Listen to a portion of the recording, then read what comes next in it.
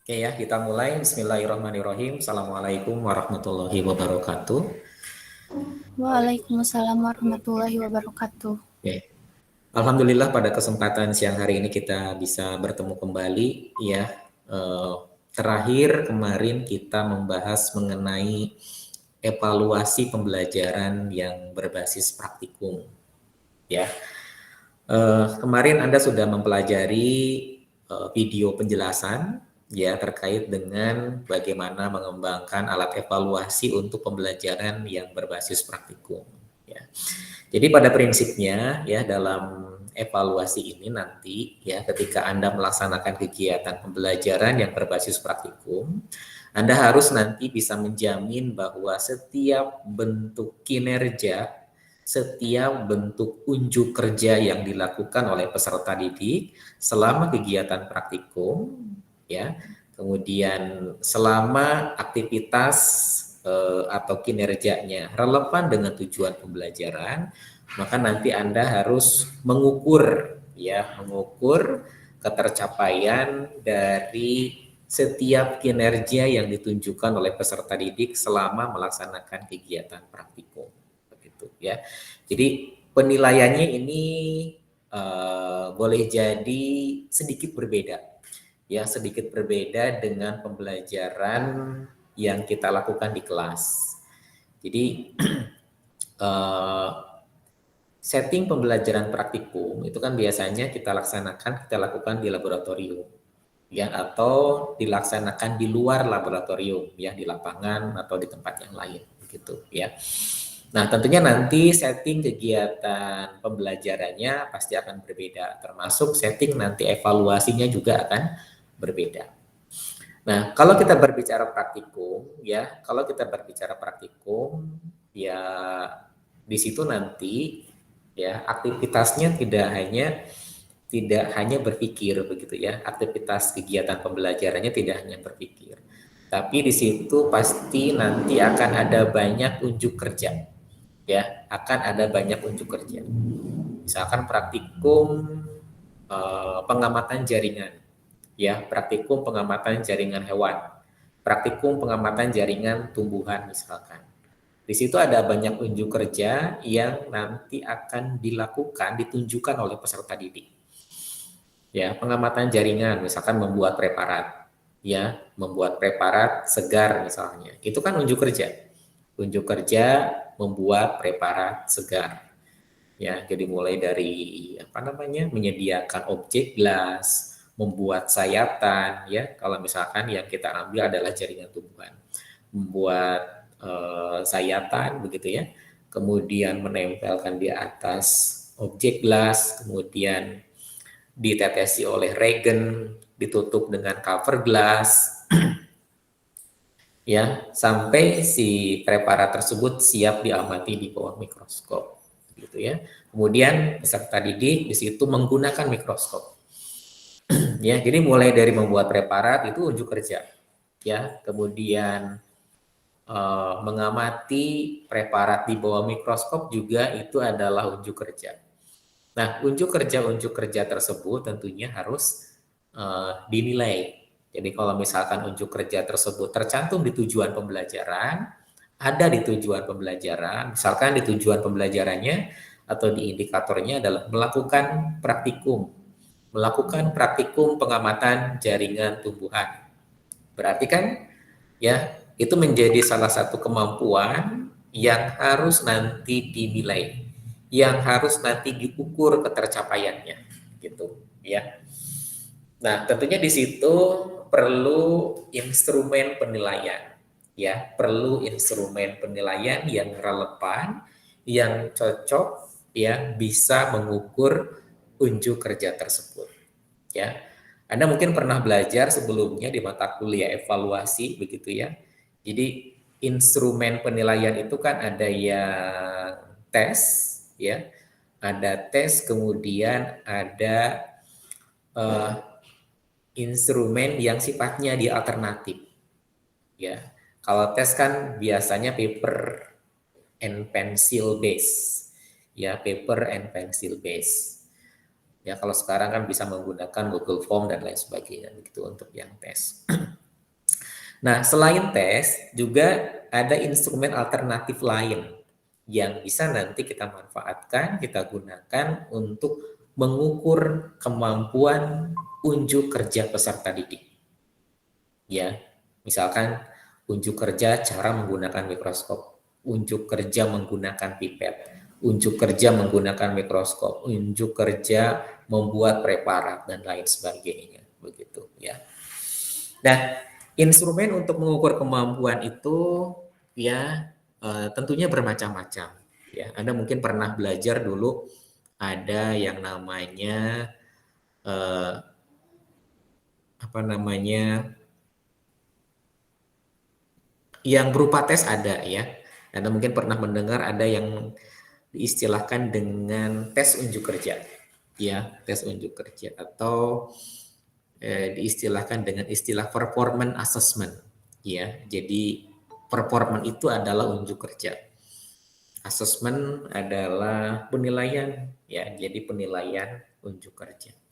Bentuk instrumennya bisa berupa lembar observasi ya, lembar observasi unjuk kerja menggunakan mikroskop misalnya. Lembar observasi unjuk kerja menggunakan pipet ya, membuat preparat segar dan unjuk kerja yang lain begitu ya. Kemudian bisa juga kita menggunakan lembar observasi tapi yang mengisinya teman. Anda mungkin pernah mendengar ada istilah peer assessment. Ya, peer jadi teman yang menilai begitu ya, temannya menilai temannya yang lain, ya saling menilai. Atau ada juga istilah lain self assessment ya, jadi penilaian diri ya, penilaian diri sendiri, jadi menilai kemampuan sendiri ya. Itu juga sebetulnya bisa dilakukan begitu ya. Cuman ya harus dilihat nanti begitu ya, apakah kalau unjuk kerja dinilai oleh diri sendiri nanti hasilnya valid atau tidak begitu. Nah, artinya di sini ketika nanti Anda mengkondisikan kegiatan pembelajaran, pembelajarannya adalah praktikum, kemudian praktikumnya di lab atau di luar lab, tentunya di sini Anda perlu mempertimbangkan bahwa ada banyak sekali kinerja unjuk kerja yang harus Anda nilai.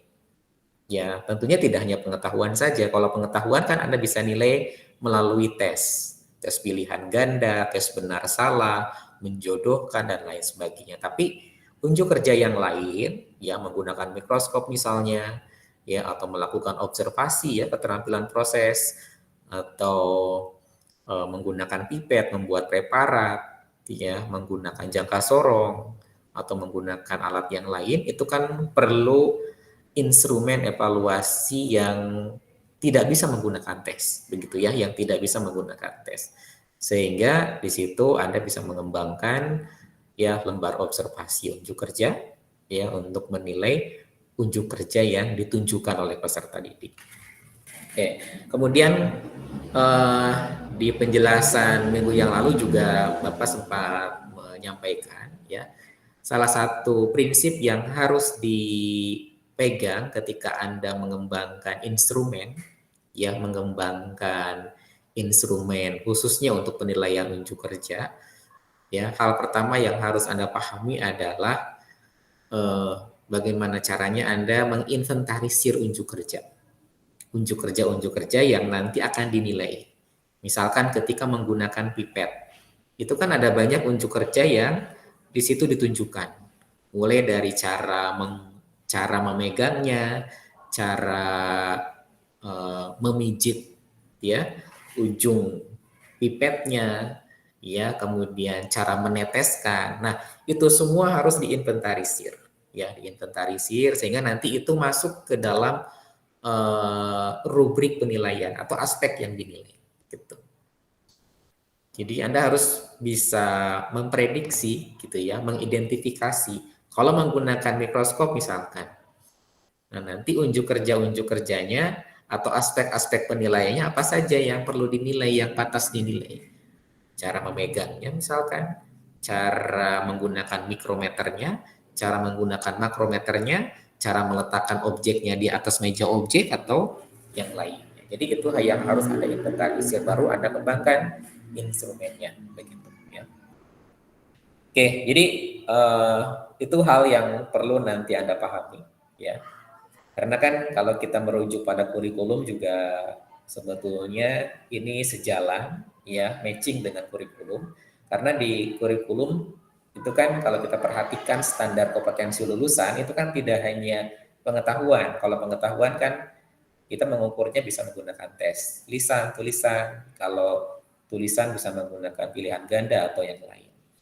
Di samping pengetahuan juga ada sikap, ya, sikap, ya, karakter, sikap ilmiah itu kan tidak bisa menggunakan tes.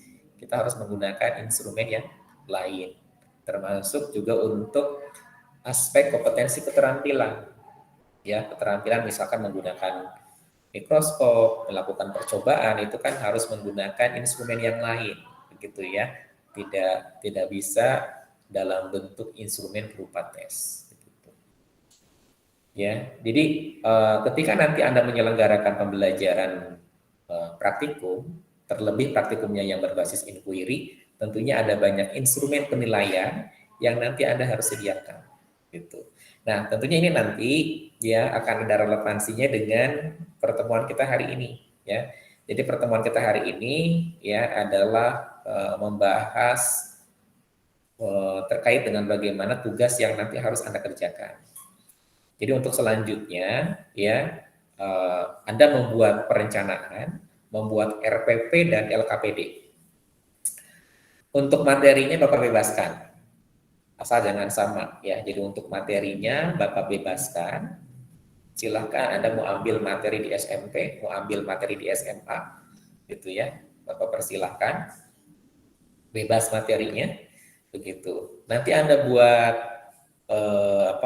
RPP dan kelengkapannya. Ya, jadi Anda buat nanti perangkat pembelajaran. Ya, di dalamnya ada RPP, ada bahan ajar, ada media pembelajarannya, ada LKPD ya, karena ini praktikum pasti ada LKPD-nya begitu, dan ada alat evaluasinya. Itu yang tidak boleh dilupakan.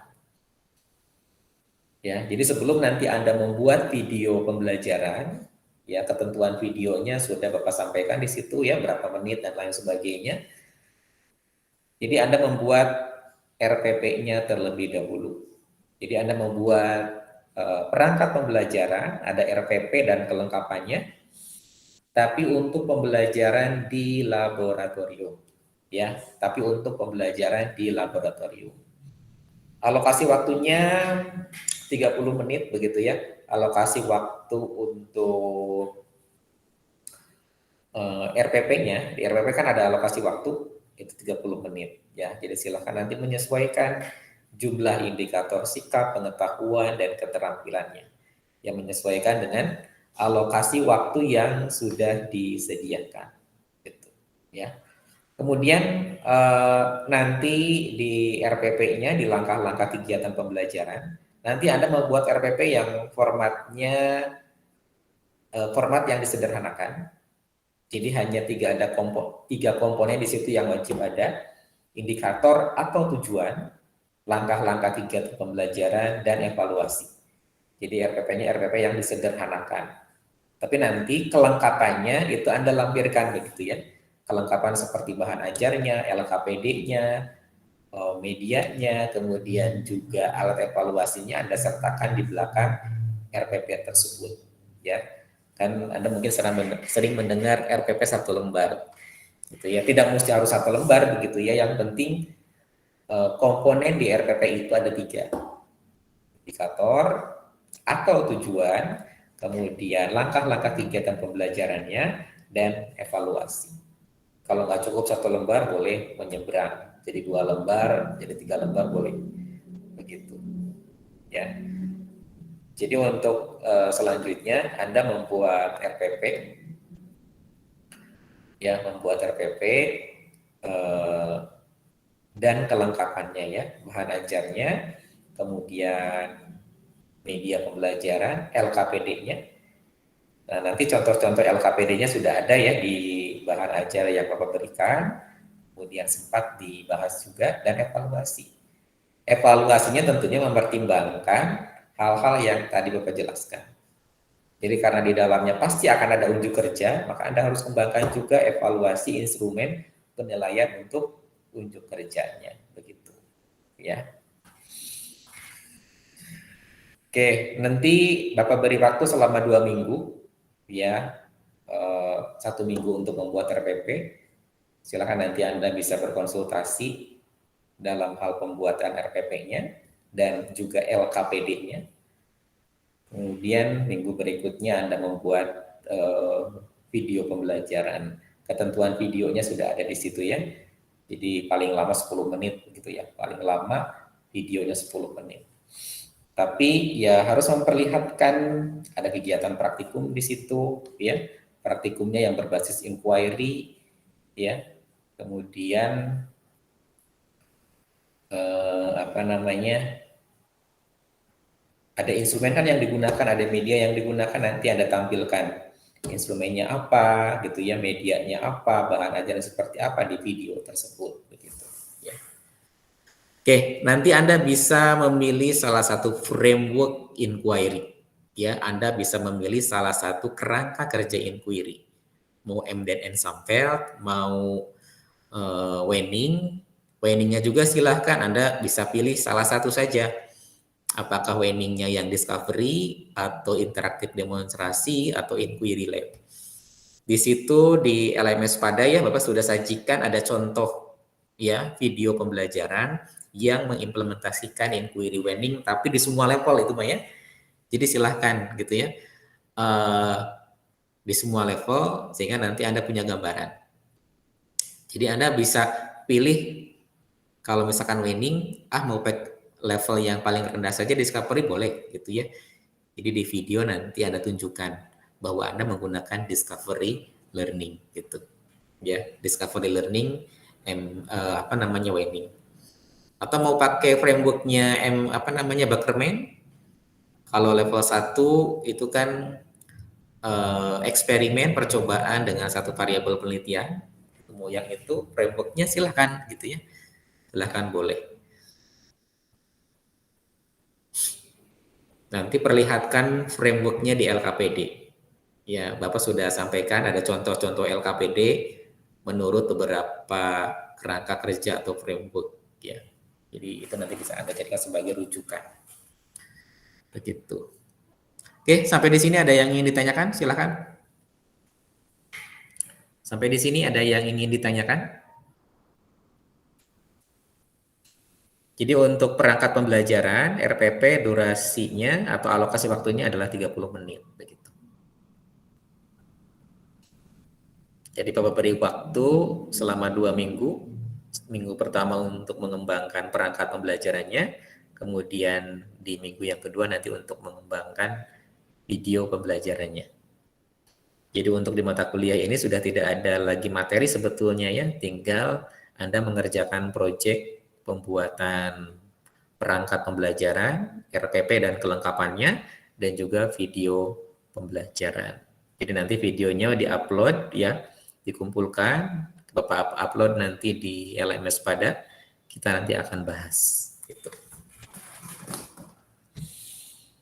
Ada yang ingin ditanyakan? Silakan. Ada pertanyaan? Di situ Bapak sudah sajikan ada contoh LKPD ya, yang di modul yang sekarang begitu ya. Ada LKPD-nya, kemudian ada video pembelajaran yang mengimplementasikan inquiry framework-nya Wenning dari level yang paling rendah sampai ke level yang paling tinggi.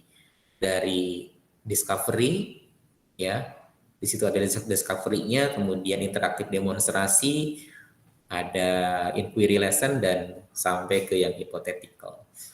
Gitu. Anda tidak perlu semuanya ya. Anda bisa pilih nanti mau di kerangka kerjanya Wenning, Anda bisa pilih yang discovery, Anda bisa pilih yang interaktif demonstrasi, Anda bisa pilih yang inquiry lab ya atau real world application, atau Anda mau pakai frameworknya Emden Ensemble.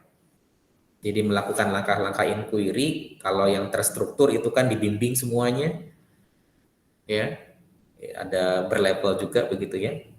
Level yang paling tinggi adalah open, di mana peserta didik ya semuanya sendiri, gitu ya, semuanya sendiri. Atau mau menggunakan frameworknya Bakerman juga boleh, silakan. Ya, yang jelas nanti durasi waktu videonya hanya 30 menit. Bukan 30 menit ya, 10 menit maksimal. Anda bisa lihat nanti di ketentuan pembuatan video, baca dulu ketentuan pembuatan videonya. Begitu. Jadi harus menerapkan salah satu framework, ya. Tunjukkan nanti di LKPD-nya. Tunjukkan nanti di LKPD-nya.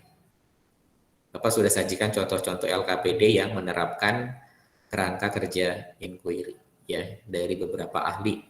Wenning, kemudian Bakerman, kemudian juga Emden and Samvel. Silakan, ada pertanyaan? Ada yang ingin ditanyakan barangkali? Sudah paham? Bisa dipahami tugasnya?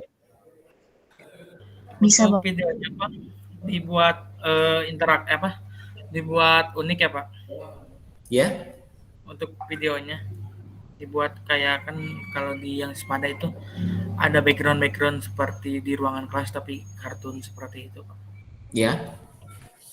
Untuk silakan Anda baca ketentuan videonya, ya. Jadi disarankan Anda menggunakan aplikasi pembuat video yang paling Anda kuasai, gitu. Bisa menggunakan KineMaster, bisa menggunakan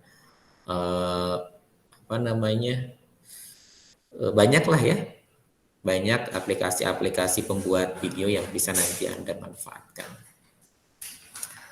Atau mau menggunakan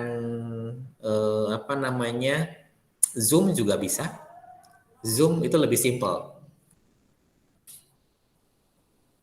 Lebih simpel kalau misalkan anak ingin membuat video pembelajaran pakai Zoom.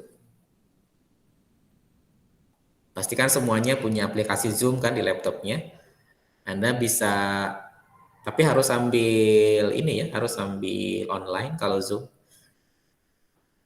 Tuh, buka Zoom-nya, nanti ada prosedurnya ya, silakan Anda bisa cek di YouTube membuat video menggunakan Zoom. Itu sangat simpel sekali. Ya, sangat simpel sekali. Bisa menggunakan itu atau menggunakan aplikasi yang lain silahkan. Gitu ya. PPT juga silahkan bisa. PPT yang baru itu kan memfasilitasi ya, gampang kalau Anda mau menginsertkan video dan lain sebagainya itu mudah ya, gampang. Kemudian tolong nanti tunjukkan kegiatan praktikumnya, boleh juga dipotong-potong, tapi diperlihatkan nanti bahwa praktikumnya inquiry di video yang Anda buat, gitu ya. Di video yang Anda buat tunjukkan kegiatan praktikumnya. Silakan buat yang kreatif, ya, sekreatif mungkin, karena itu jadi salah satu aspek yang nanti akan dinilai, begitu ya. Kemudian juga aktivitasnya harus yang meaningful, yang bermakna, sehingga nanti bisa melatih keterampilan AB21 dan juga keterampilan atau kemampuan lain yang dibutuhkan oleh peserta didik di masa yang akan datang. Begitu. Oke, itu. Ada yang ingin ditanyakan lagi? Silakan.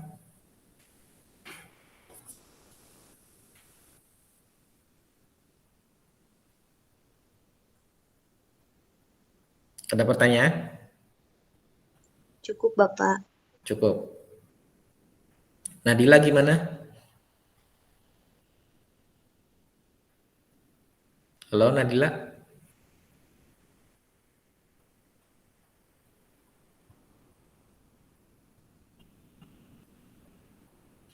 Yang lain atau silakan.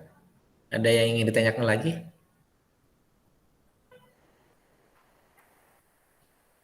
Jadi minggu depan Anda serahkan RPP-nya dan kelengkapannya termasuk LKPD ya, terutama LKPD. Kemudian minggu depannya lagi Anda serahkan videonya gitu.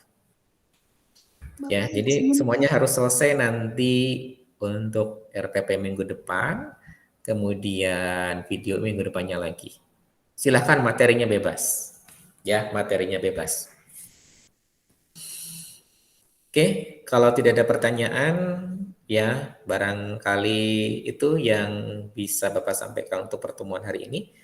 Terima kasih atas partisipasinya, kehadirannya. Mudah-mudahan apa yang kita lakukan hari ini jadi ilmu yang bermanfaat dan jadi kebaikan untuk kita semua.